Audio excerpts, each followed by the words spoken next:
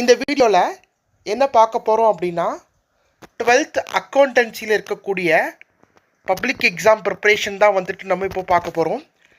So ஒரு சில மாணவர்கள் எங்களுக்கு கமெண்ட் பண்ணியிருந்தாங்க, அதே மாதிரியே வந்துட்டு பர்சனல் மெசேஜும் பண்ணியிருந்தாங்க. என்ன பண்ணியிருந்தாங்கன்னா, சார் இந்த தனித்தேர்வர்கள், அதாவது இந்த ப்ரைவேட் கேண்டிடேட்டுக்காகவும் இல்லை இப்போ தான் படிக்கிறோம் அப்படிங்கிறதுக்காகவும் குறிப்பிட்ட சாப்டர் மட்டும் படித்தா ஒரு ஆவரேஜாக ஒரு 40% மார்க்ஸ் வாங்கிடலாம் அப்படின்னா எது படித்தா போதும் அப்படின்னு கேட்டிருந்தாங்க.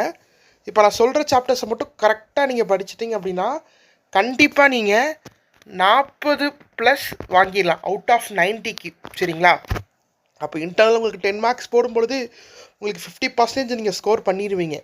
அப்போ நீங்கள் எழுதக்கூடிய தேர்வில் 40 மதிப்பெண்ணுக்கு மேலே வாங்கணும் அப்படின்னா நான் கொடுக்குற இந்த டிப்ஸை கண்டிப்பாக ஃபாலோ பண்ணுங்கள். நான் சொல்கிற சாப்டர்ஸில் ஃபாலோ பண்ணுங்கள், கண்டிப்பாக நீங்கள் வாங்க முடியும். சரிங்களா? வெரி ஃபர்ஸ்ட் விஷயம் என்ன அப்படின்னா, 1 மார்க்ஸ் வந்து நீங்கள் எல்லா சாப்டர்ஸ்லையும் படிச்சிருக்கேன். 1 மார்க்ஸ் ரொம்ப முக்கியம். ஸோ 1 மார்க்ஸை பொறுத்தளவு உங்களுக்கு 20 1 மார்க்ஸ் வருதுன்னா கண்டிப்பாக 18 1 மார்க் உங்களுக்கு புக் பேக்கில் இருக்கக்கூடிய கொஷின்லேருந்து தான் வரும். அப்போ பேலன்ஸ் 2 1 மார்க் தான் புக் இன்சைடில் இந்த டூ யூ நோவோ இல்லாட்டி வந்துட்டு பார்த்தீங்கன்னா கீ டேர்ம்ஸ் டூ நோ இந்த மாதிரி இருக்கக்கூடியதுலேருந்து வரும். பட் ஃபஸ்ட்டு நீங்கள் புக் பேக் தரோ பண்ணுங்கள். புக் பேக்கில் இருந்தே 18 1 மார்க்ஸ் உங்களுக்கு டெஃபினட்டாக வந்துடும். சரிங்களா?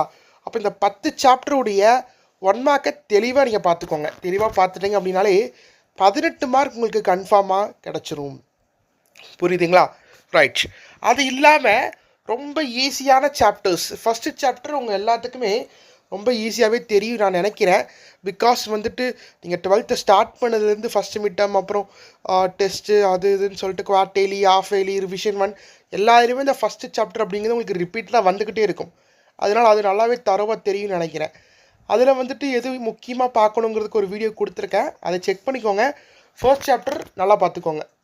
அதுக்கப்புறமா 4th சாப்டர் குட்வில் இன் பார்ட்னர்ஷிப் அக்கௌண்ட்ஸ், அதாவது நற்பெயர் கணக்கிடுதல். ஓகேங்களா? ஸோ இந்த 4th சாப்டர் நல்லா பார்த்துக்கோங்க. அதுலேருந்து ஒரு 10 மார்க்குக்கு கொஷின் கண்டிப்பாக உங்களுக்கு வரும். ஒரு 2 மார்க், ஒரு 3 மார்க் அண்ட் ஒரு 5 மார்க் டெஃபினட்டாக அதிலேருந்து கேட்பாங்க. புரியுதுங்களா?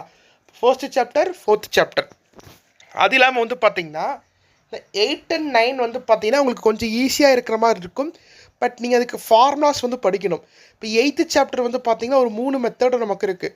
Common size statement, comparative statement, trend அனாலிசிஸ்ன்னு சொல்லிட்டு நமக்கு இருக்குது. அது ஜஸ்ட் வந்துட்டு இந்த இன்கம் ஸ்டேட்மெண்ட் எப்படி போடணும், அது இன்னும் பேலன்ஸ் ஷீட் ஸ்டேட்மெண்ட் எப்படி போடணுங்கிறது மட்டும் இருக்கும். அதையும் பார்த்துக்கோங்க.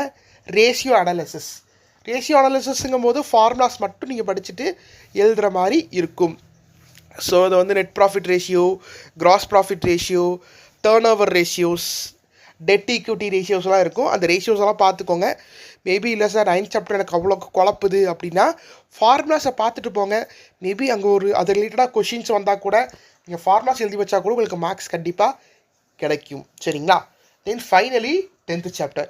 10th சாப்டர் உங்களுக்கு தியரி தான். அந்த தியரியில் இருக்கக்கூடிய 1 மார்க் அண்ட் 2 மார்க் அந்த 3 மார்க் தியரி சம்ஸ், தியரி கொஷின்ஸ்லாம் ப்ராப்பராக பார்த்து வச்சுக்கோங்க. ஓகேங்களா? ஸோ இதுதான். ஸோ இந்த 5 சாப்டர் பார்த்தாலே உங்களுக்கு போதும். அதாவது ஃபர்ஸ்ட் சாப்டர், 4th, 8, 9 and 10 இந்த 5 சாப்டர் பார்த்தாலே போதும். ஸோ இந்த 2nd, 3rd, 5, 6, 7 இந்த சாப்டர்லாம் என்ன சார் பண்ணுறதுன்னு கேட்டிங்கன்னா, அந்த சாப்டரில் இருக்கக்கூடிய சின்ன சின்ன சம்ஸ் உங்களுக்கு தெரிஞ்சால் நீங்கள் பார்த்துக்கோங்க. சரிங்களா? இப்போ ஃபார் எக்ஸாம்பிள் சொல்லணுன்னா வந்துட்டு 5 and 6 வந்துட்டு ரீவேல்யூவேஷன் அக்கௌண்ட் இருக்கும், மறுமதிப்பீடு கணக்குன்னு சொல்லி ஒன்று கொடுத்துருப்பாங்க. அது இல்லாமல் வந்து பார்த்திங்கன்னா 2nd சாப்டரில் வந்துட்டு இந்த சப்ஸ்கிரிப்ஷனு இல்லாட்டி இன்கம் அண்ட் எக்ஸ்பெண்டிச்சர் பேசிக்ஸாக உங்களுக்கு தெரிஞ்சிச்சுன்னா ஒரு ஓவர்வியூ பார்த்துக்கோங்க. அதுலேருந்து கண்டிப்பாக கொஷின்ஸ் வந்தாலும் நீங்கள் என்ன பண்ணிக்கலாம்னா அட்டன் பண்ணிக்கலாம். ஸோ இந்த 4 சாப்டர்ஸ்லேருந்தே கண்டிப்பாக நீங்கள் 40 மார்க்ஸ் ஸ்கோர் பண்ண முடியும். இது இல்லாமல் 1 மார்க்ஸ் ஒரு 18 மார்க்ஸ் உங்களுக்கு இருக்குது. ஸோ ஆவரேஜாக ஒரு 15 மார்க்ஸ் போட்டால் கூட உங்களுக்கு என்ன ஆயிரும்னா 55 மார்க்குங்கிறது கன்ஃபார்மாக நீங்கள் வாங்கிடலாம்.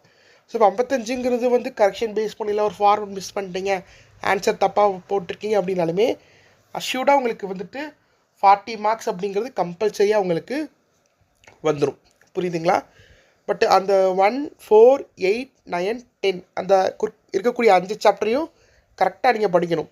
அதில் 3 சாப்டர் தெளிவாக நீங்கள் படித்தே ஆகணும். 1 வந்து தெளிவாக எல்லா சம்ஸும் பார்க்கணும், 4th சாப்டர் பார்த்துருங்க, 8, 9ம் பார்த்துருங்க. 10th வந்து தியரி தான். அப்போது இந்த 4 சாப்டர் இருக்கக்கூடிய சம்ஸை நீங்கள் தெளிவாக பார்த்துட்டு போனால் மட்டும்தான் அந்த 40 மதிப்பெண்ணுங்கிறது உறுதியாக அவங்களால வாங்க முடியும். புரியுதுங்களா? தென் இந்த செகண்ட் பார்ட்டில் இருக்கக்கூடிய அந்த second chapter, 3rd chapter, 5th chapter, 6th chapter and 7th chapter அது வந்து ஒரு ஓவர்வியூ பார்த்துட்டு போங்க. கம்பெனி அக்கௌண்ட்ஸ் கூட ஈஸியாக இருக்குது அப்படின்னா அதுக்கும் ஜேர்னல் என்ட்ரிஸ் மட்டும் நீங்கள் பார்த்துட்டா போதும். ஸோ கால் மணி ரிசீவ் ஆகுறது, ஃபஸ்ட்டு கால் மணி, செகண்ட் கால் மணி, ப்ரீமியம் அது மட்டும் பார்த்துட்டிங்கனாலே எனாஃபாக உங்களுக்கு இருக்கும். ஓகே, ஸோ இந்த வீடியோ கரெக்டாக பார்த்துருப்பீங்கன்னு நினைக்கிறேன். உங்களுக்கு ஏதாவது அக்கௌண்ட்ஸில் டவுட்ஸ் இருந்தாலும் கமெண்ட் பண்ணுங்கள்.